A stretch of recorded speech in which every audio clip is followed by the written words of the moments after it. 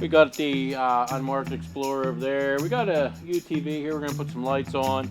An Expedition Max.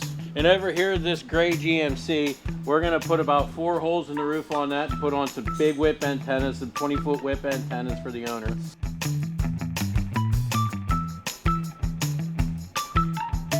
That is what we can make now. Ain't that pretty? Oh wait, we're beeping. That is neat. Really neat. It's transparent. Okay, so as you see down through our little lens here, we got stuff on there already with a calibration pattern, but I don't know where any of that stuff lies. So what I'm going to do is I'm going to say go to my camera and take a photo. Oh, there we go. I'll show you here in a second. You're jumping to step 8 and we're on step 2. That's Joe's thing. Anytime there's directions, you start at step 8 and then you work back to 1, then you go to 12. But the difference is I follow directions. He just goes wild. Sometimes. It works. Sometimes. 99.8% of the time. Now I can adjust it up or down, you know, as far as engraving or line cutting. Like right now I have it line engraving and image engraving. So it will only know to engrave the wood. I can actually cut through that wood. Yeah, we don't want to cut it. No. And in 8 minutes, we should have our wonderful Blackout logo. I have some red, white Megaflexes. What if we made 2 tail lights? One here, one there. Good. We could put it, since it's white also, we could put it like a backup light in it. You could. I don't know if there's a backup sensor in this though. Well, even if we put a switch. Yeah, I think it would look like it's supposed to be on there. So I think we're going to do that. And then I have 2 little, real nice that'll fit up here. They fit right. Those little smaller ones, red white ones. They'll fit right in here. Perfect. And that's all the further. I got that thing off. I brought it over. Then the rest I didn't really mess with yet, but. The laser during the work process poses a safety hazard to the eyes. Please pause the machine before opening the safety window. We'll find out next year. The yellow windows did nothing. To be an EMS vehicle. Expedition Max. Yes. It has the extra large dashboard shelf thing. I think they tried to make it look like a Tesla and make just a big shelf. Bunch of screens. This is kind of awkward how that's done, but Ford engineers know better.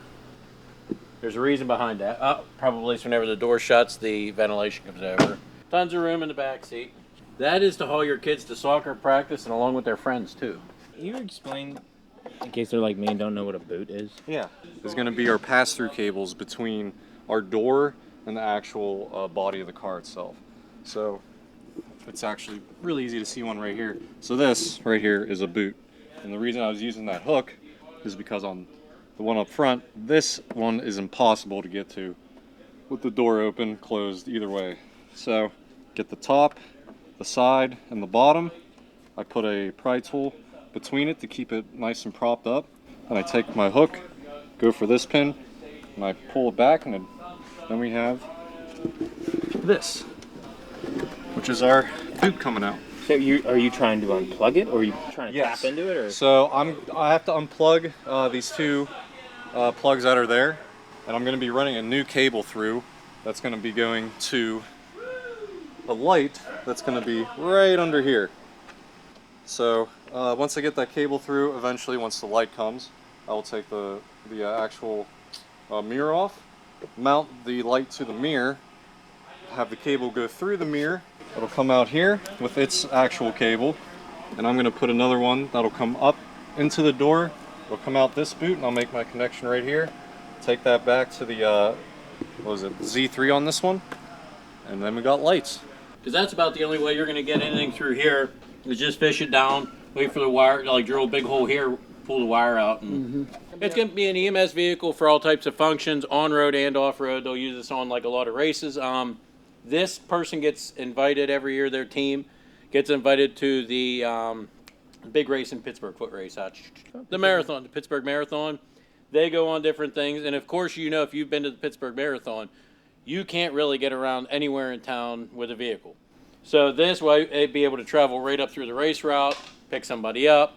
They have a lot of wooded areas where they go. If somebody breaks their leg in the woods, you need to get them out. This will be able to get them out because we are ordering, look at that, company called Q-Tex. We're going to go under UTV skids, which that is classified as a UTV. And it's going to have the sliding storage, the O2 mounts, or the O2 mounts, the IV pole. So it's actually really good. There's a slide out tray on the inside of here. This is built out of a high impact plastic. Has a seat with a seat belt. We're going to bolt this one in. The customer would like it bolted in, not able to be removed. Nice welded plastic tray that they could pull out, have all their house bags and everything else in there.